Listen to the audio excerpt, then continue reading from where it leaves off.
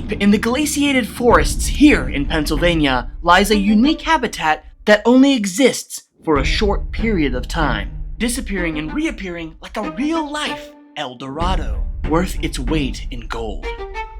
This special habitat we're searching for is teeming with unique wildlife. However, unlike the City of Gold, always sought, never found, we have a pretty good idea when and where these mysterious habitats will appear. This unique ecosystem is known as a vernal pool. The word vernal refers to the time we can actually find these shallow, temporary bodies of water. Spring. Today we're partnering with the team at the French Creek Valley Conservancy to help us on our adventure to discover what lies in a vernal pool.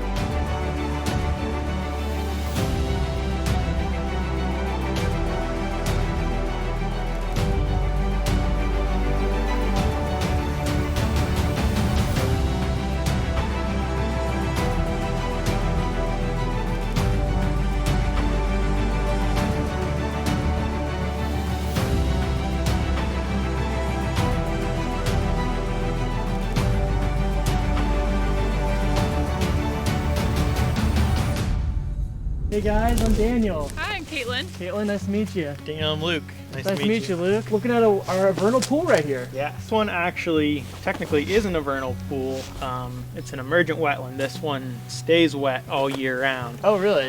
But as we move back into the property, there's a handful of really nice vernal pools. Okay. This spot's pretty important because there are bullfrogs that are in this pond, and they actually overwinter their tadpoles. Really? So having this pond is a good asset for this property as well. Yeah, that's awesome. So should we head to the Yeah, vernal pool? All right, let's go. Yeah. So you want to tell me a little bit about the French Creek Conservancy and what you guys do exactly? Yeah. So we're a nonprofit land trust. We're an accredited land trust through the Land Trust Alliance.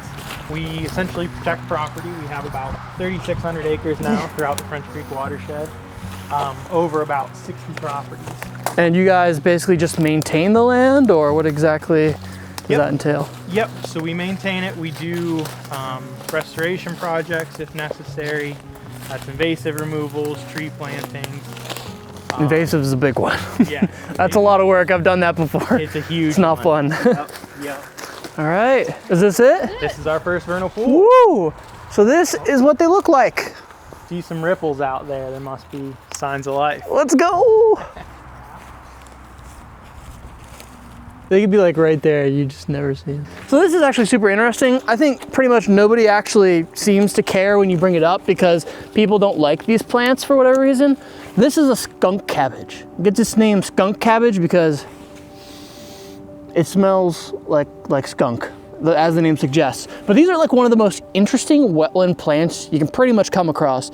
Fun fact, they're poisonous to humans, so don't eat this anytime soon. They have calcium oxalate crystals that will make you really sick. So humans can't eat these, but maybe what's a little bit odd is that bears really love them, which gives them the name bear's ear. And you're like, if humans can't eat them, how can bears eat them? Well, bears, they're a bigger animal, bigger metabolism, can metabolize it differently. It still affects them though. It definitely still affects their digestive system. Actually, the reason when the bears come out in the early spring out of hibernation, they're looking for a food source. These are one of the only plants that are foliated at that time. And there's a bunch of them. There's one here, there's one there, there's one back there. And they just start eating them. Well, one of the things about this is because it affects the digestive system, it acts as a natural laxative, which for a bear that is hibernated and not defecated in who knows how long is incredibly important for them.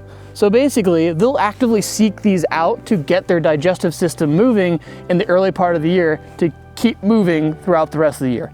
It's a little bit disgusting, but that's actually not the most interesting thing about this plant. In these wetlands, it's pretty important that they warm up so that critters can come and live in them and enjoy them and breed in them. But these are one of the reasons that a lot of these areas are able to melt faster because they're actually thermogenic, meaning that they actually produce body heat, several degrees warmer than the air temperature around it. And they can do that for several weeks at a period of time. And you might be thinking, well, what's so important about that? Because they're thermogenic, which the way that they do that is basically they have stored starch in their roots, and instead of using ATP for energy, they use it to create heat. I know, None of that made any sense, but that's basically the short end of it. Well, I can smell the skunk cabbage all of a sudden.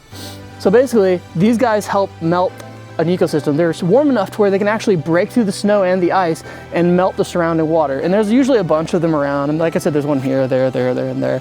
And between that and the slowly warming air temperature, it helps to break up these kind of wetland areas a little bit faster for animals like one that I'm really hoping to see soon.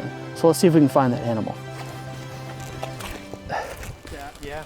Check this out.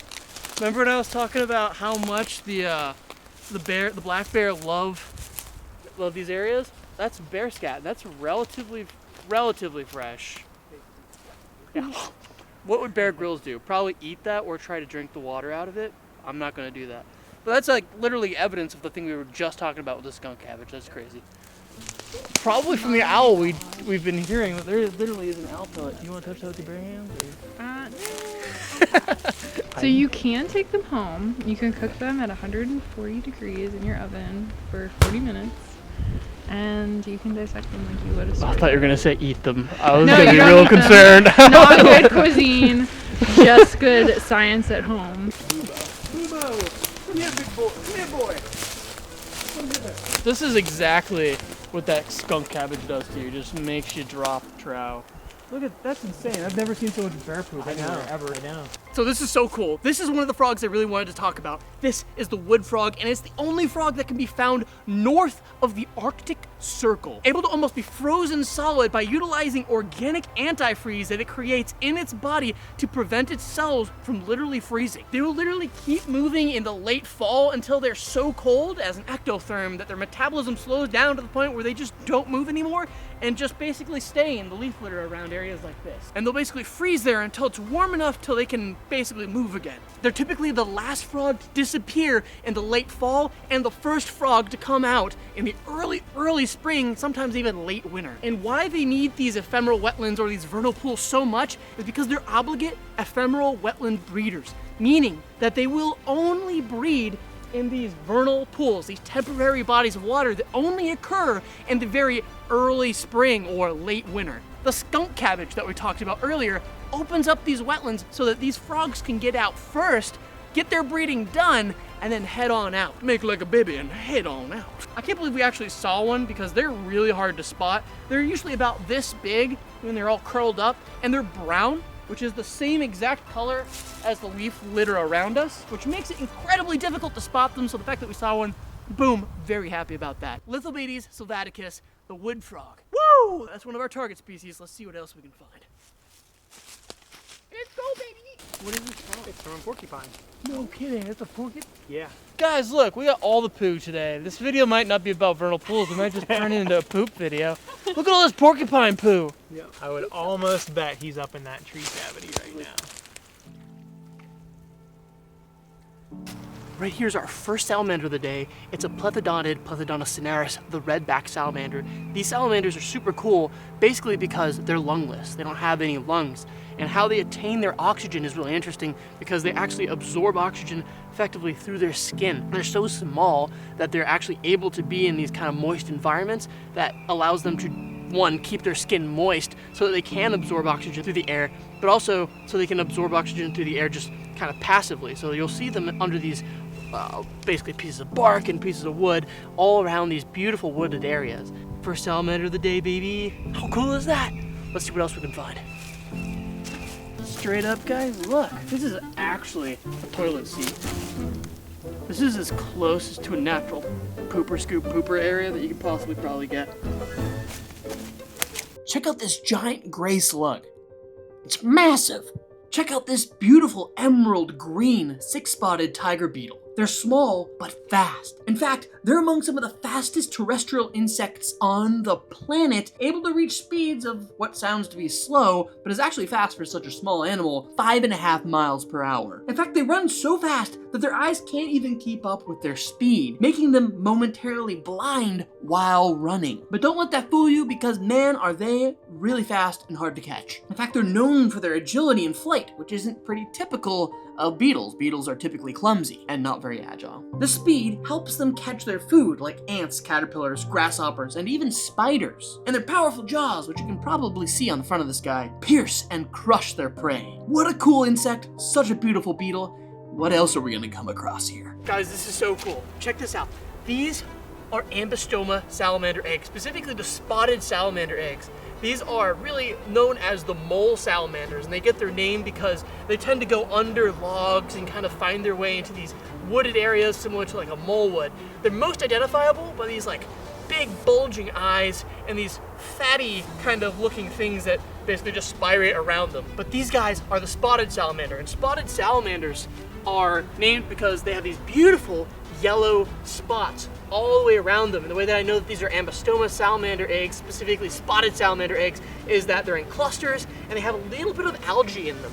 And the algae is actually symbiotic with the spotted salamander eggs, helping them get oxygen in an anoxic environment, which is what ephemeral wetlands or vernal pools are. They don't have a ton of oxygen in it. Anoxic means doesn't have a lot of oxygen in it, basically. The cool thing about spotted salamanders is that they're kind of like sea turtles, in that they typically return to the same breeding site every year. So once an ambystoma or a spotted salamander finds its spot to breed, they'll come back every year to the same spot to lay these little egg clusters. Females can lay anywhere between 10 to 30 eggs, and the life cycle of these guys is pretty long. Unlike most amphibians, these guys can live upwards of 30 years. And you might be wondering to yourself, why are these perfectly camouflaged amphibians having these beautiful bright yellow spots?